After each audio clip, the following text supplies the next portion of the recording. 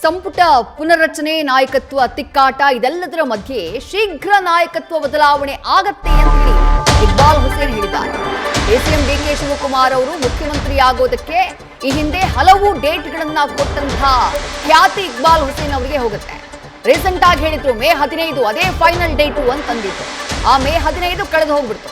ಈಗ ಮತ್ತೆ ಹೇಳಿದ್ದಾರೆ ಆದಷ್ಟು ಬೇಗ ನಾಯಕತ್ವ ಬದಲಾವಣೆ ಆಗತ್ತೆ, ಆದಷ್ಟು ಬೇಗ ಎಲ್ಲ ಒಳ್ಳೆಯದೇ ಆಗತ್ತೆ, ಕಾಯಬೇಕು, ಸಿಹಿ ಸುದ್ದಿ ಬೇಗ ಬರಲಿದೆ ಎಂದಿದ್ದಾರೆ ರಾಮನಗರ ಕಾಂಗ್ರೆಸ್ ಶಾಸಕ ಡಿಕೆ ಶಿವಕುಮಾರ್ ಅವರ ಆಪ್ತ ಬಳಗದಲ್ಲಿ ಗುರುತಿಸಿಕೊಂಡಿರುವಂತಹ ಶಾಸಕ ಇಕ್ಬಾಲ್ ಹುಸೇನ್.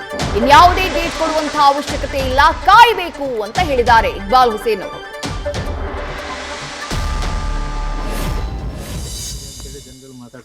ಏನಿಲ್ಲ, ಆದಷ್ಟು ಬೇಗ ಅದೆಲ್ಲ ಒಳ್ಳೇದಾಗ್ತದೆ, ಸಿಹಿ ಸುದ್ದಿ ಬರ್ತದೆ. ಇನ್ನೊಂದು ಕೇವಲ ಸ್ವಲ್ಪ ದಿನ ಕಾಯ್ದೆ. ಅಲ್ಲ, ಈ 15 ಕೊನೆ ಭವಿಷ್ಯ, ಈ 15 ಕನ್ಫರ್ಮ್ ಆಗಿ ಆದಾಯ ಆಗ್ತೀರಿ ಅಂತ ಹೇಳಿದ್ರಿ.